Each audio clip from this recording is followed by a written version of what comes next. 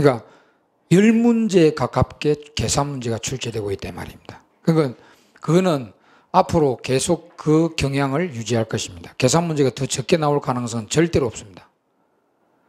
지금 8개, 9개, 10개 이상 계산 문제가 나오거든요.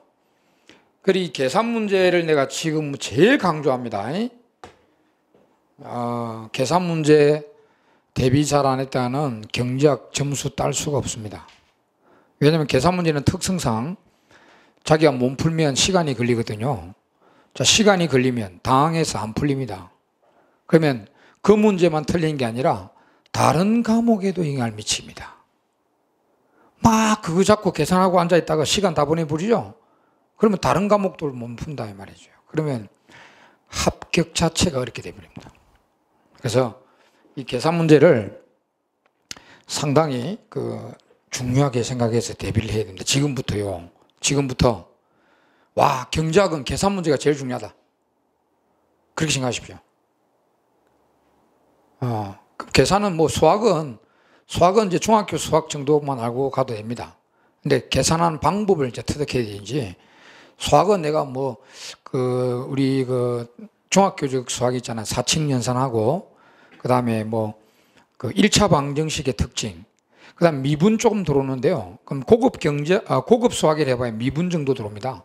근데 미분은 또 우리가 미분 방식 나중에 우리 수업 시간에 다 이야기해 드립니다. 그리고 수학도 수학적인 기초 지식도 여러분 다 까먹었으니까 수업 시간에 그때그때 다 수학을 다 강의합니다. 경제학도 강의하고 수학도 강의하고 수학을 또 강의했다가 이래 하니까 여러분 옛날에 공부했던 그런 수학들이 좀 이렇게 기억이 날 거니까 내가 수학 못하는데 와 수학 놓은 지 몇 년 됐는데 와 이거 어떻게 하자 이렇게 생각할 필요는 없어요. 미분 같은 것도 내가 이제 미분하는 기술을 또 강의를 하니까 미분을 전혀 공부 안 했다든 해도 상관없습니다. 하여튼 수학은 신경 쓰지 마시고요. 수학은 신경 쓰지 마시고 계산 문제를 이거를 어떻게 잘 대비를 해야 되는데 이거 이제 지금 오늘부터 계산 문제 나옵니다. 계산 문제 나오는데 책에 계산 문제로 나올 수 있는 문제는 책에 예제로 해가지고 다 나와 있어요. 그래서 계산 문제는 어떤 문제가 나오지는 책 보면 돼요. 책에 보면 예제가 나오거든요. 예제가 나오면 이거는 계산 문제로 나올 수 있겠구나 이렇게 생각하시면 돼요. 와 이거는 계산 문제로 나올 수 있는 예제구나. 그렇게 생각하십시오. 그래서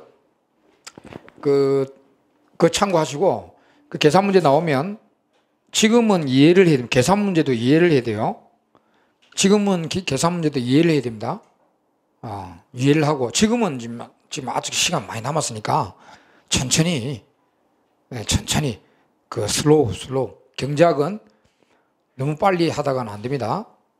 또 빨리 성과도 나는 게 학문이 아니기 때문에 슬로우 스테디로 이렇게 가야 됩니다. 그래서 지금부터 계산 문제 하나하나 나오면 이해를 하고 그 다음에 이해를 하고 집에 가서요 연습장에 직접 풀어봅니다. 집에 가서 하시든 여기서 쉬는 시간에 하시든 연습장에 직접 풀어봅니다. 이게 중요해요. 요거 지금부터 훈련하는 거예요. 지금부터. 내가 머리가 명령하자마자 바로 손이 풀어 들어가야 됩니다. 이게 머뭇거리면 안 돼. 이거 어떻게 계산하더라? 항상 생각하고 계산하고 이러면 안 되거든. 실전에서는 문제 쫙 읽어가면서 이거는 요 계산 문제는 이렇게 풀어야 되지. 바로 풀어야 됩니다. 그래야 이제 시간이 절약돼서 빨리 풀거든요. 그래서 그걸 지금 하기 위해서 지금부터 훈련하세요. 알겠죠? 연습장에 계산 문제는 연습장에 반드시 자기 손으로 체득하기 바랍니다. 더하기 빼기 계산 문제도요. 암산하지 마세요. 암산하지 말고 반드시 연습장에 50 플러스 30, 80 이렇게 적어보라는 얘기죠. 지금부터 빨리 훈련해야 됩니다. 하나하나 연습장에 직접 풀어봅니다. 몸으로 익혀야 됩니다. 몸으로 익혀 머리만 생각하면 안 됩니다. 머리만 생각해서는 몸이 익혀지지 않으면 실전에 가서 안 풀립니다. 사람이 그래요. 당황을 하면 계산 문제는 안 풀립니다. 내가 분명히 풀어봤던 문제인데 시험장 가서 당황하면 안 풀려요. 이게 계산 문제의 특징입니다. 그러니까 자동적으로 풀 수 있도록 지금부터 훈련해야 된다는 거예요. 자, 그렇게 해서 쭉 가고요. 그 다음에 이거는 시험 직전에 가가지고 시험 직전에 1, 2주 전입니다. 시험날 그럼 1, 2주 전에 그 계산 문제만 유형별로 총정리를 반드시 해야 됩니다. 계산 문제만. 그리고 경작은 과목이 1 플러스 1 과목이라 생각하세요. 예? 경작 이론 과목이라는 게 따로 있고요. 계산 문제라는 과목이 부록으로 있다고 생각하십시오. 경작 계산 문제. 과목이 따로 있다 생각하십시오. 그래서 여러분 이제 총 7급 경작 과목이 7과목이 아니라 7 플러스 1 과목입니다. 그 플러스 1 과목이 경작의 계산 문제라는 과목이 따로 있다고 생각하시고, 이게 시험 직전에 가가지고 그 다른 과목들도 총 정리할 거 아닙니까? 그죠? 그때 경작도 정리를 하고 그 다음에 계산 문제 따로 정리해라는 유형별로. 이게 30가지 유형밖에 안 돼요. 경작 원론에서 계산 문제로 나올 수 있는 유형이 30가지밖에 안 돼요. 30가지. 요거만 달달달달 볶아야 됩니다. 30가지 유형. 계산 문제. 그리고 여러분들이 그 집에서 끙끙 앓면서 총정리 하는 것보다 쉽게 학원에 와서 강의를 들으면서 쉽게 정리를 하시라고 이 특강을 매년 하고 있습니다.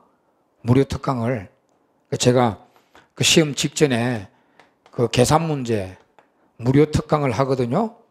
요거 그때 한 4시간 정도 합니다, 이거. 그때 와가지고 4시간 정도 앉아 들으면 됩니다, 그냥. 자료도 받아가지고, 아, 요런 거 계산 문제 저렇게 했지. 내가 다 풀어봤던 것들입니다. 근데 한 번도 이제 딱 기억에 넣는 거죠. 시험 1, 2주 전에. 네. 그래서 무료 특강을 활용해서 이렇게 총정리를 반드시 하고 시험장 가기 바랍니다. 네. 내가 이거 지금 계산 문제를 더 이상 강조하고 싶습니다, 진짜. 근데 시간상 안 합니다. 계산 문제를 가장 우선시하라. 경작. 알겠죠? 이거 대비 안 되면 공무원 안 됩니다. 7급 공무원 될 수가 없어요. 이거 안 되면. 그럼 경제학이 이거 안 되면 50점, 60점밖에 안 됩니다. 그럼 다 탈락입니다. 우리가 합격 카트라인이 80점이잖아요. 80점. 좀 쉽게 나올 때는 85점. 좀 어렵게 나오면 70 몇 점 이리 되지만 카트라인이 이거 정도 되려면 경제학은 무조건 85점 넘겨야 됩니다. 경제학 60점 뭐 이리 돼가지고는 합격할 수가 없습니다. 그래서 이게 대비가 안 되면 그리 되는 거예요, 경제학이. 실제 예를 들어 볼까요? 과거에 경제학 이 계산 문제가 많이 나오던 해들 보면은 11문제씩 나오고 할 때 이때 보면은 점수 차가 완전히 이렇게 차이가 나요. 그러니까 90점, 100점, 95점 이거 고득점자도 많은 반면에 그 중간에는 거의 없고요. 거의 40점, 50점 까락에 가까운 이런 사람들. 그러니까 계산 문제가 대비 안 된 학생들은 저 40점, 50점. 잘 대비된 학생들은 90점, 95점, 100점. 이렇게 됩니다. 완전 차이 나버리네. 그리고 계산 문제가 오히려 그렇게 대비만 잘 되면요. 계산 문제 많이 나오라. 왜? 계산 문제 많이 나오는 해는 계산 문제 아닌 문제들 있죠? 굉장히 쉽습니다. 계산 문제를 많이 내면 그 문제 선정위원들이 계산 문제 많이 나오잖아요. 와, 이거 시간 많이 걸리겠네. 그럼 계산 문제 아닌 거는 5초 만에 답이 되는 것들 줍니다. 그게 얼마나 쉬워요. 계산 문제만 딱 대비가 돼버리면. 계산 문제 아닌 거는 굉장히 쉬운 문제들이 쫙 나와 있으니까 아주 점수 따기가 쉽다는 거죠. 자, 요거 제일 강조합니다. 벌써 지금 20분이 넘었어요. 20분 동안 이걸 강조했습니다. 꼭 기억합니다. 하여튼 경제학은 계산 문제. 그 다음에 이제 요거 이제 100% 출제낸다는 문제입니다. 요거 책에 그 요 프린트에 그 이론들, 요거는 5개 이론이 있기 때문에 다 적어놨죠? 제목을 다 적어놨어요. 요거는 무조건, 요 이론은 5개 이론은 무조건 출제가 된다. 오늘 배우는 수요 공급 변화. 수요 공급 변화, 이거는 2장에 나옵니다. 2장에. 우리 책의 2장에. 그 다음에 완전 경쟁 시장과 불안정 경쟁 시장의 특징을 비교하는 문제. 이거 5장에 나옵니다. 5장에 나오는 내용이고, 그 다음에 정보의 비대칭성. 이거 7장에 나오고요. 그 다음에 외부 효과. 외부 효과라는 것도 7장에 나옵니다. 그 다음에 환율 이야기. 요거 16장의 국제경제학에 나옵니다. 자, 요 5개 이론입니다. 이 5개 이론은 반드시 출제됩니다. 매년. 예? 그럼 이거는 오픈북 시험이라 생각하세요. 오픈북이다. 내가 출제자입니다. 내년에 요 5개 낸다 이야기하고 합니다. 요 무조건 나옵니다. 요 5파트는 우리 7급은 20문제니까 20문제니까 요 5문제 다 나올 때도 있고 여기서 한 4개만 나올 때도 있고 그래요. 근데 뭐 5개 다 내뿜으면 나머지 15개 뭐 100개 별로 없기 때문에 뭐 한 3개 나올 때도 있고 뭐 4개 나올 때도 있고 5개 다 나올 때도 있는데 거의 다 나온다 보면 돼, 이거는. 그럼 국가직에서 요 3문제 나왔다. 요 3파트 나왔다. 그럼 지방직에서 요거 나오고 뭐 이래요. 그러니까 하여튼 이거는 거의 막 다 나온다, 이거. 요거 파트. 장을 말씀드리 놨으니까. 하고. 그 다음에 기타 이제 50% 이상 출제된다. 거의 2년마다 한 번씩은 나오더라는 게, 이거는 이제 이론을 안 적고 책에 파트를 적어 놨죠. 그 전통적으로 경제학 원론에서 전통적으로 중요한 이론이 있습니다. 여기 뭐 내용이 많습니다, 여러분. 오케이. 여기 많고, 그 다음에 이제 시사 이론, 시사 관련 이론 잘 나옵니다. 그 다음에 그 신이론, 지금 경제학의 뜨거운 감자가 되어 있는 이론인 신이론이 잘 나옵니다. 근데 이렇게 요건데, 뭐 시사 이론이나 신이론이나 그리고 많이 없습니다. 많이 없고, 여기 이제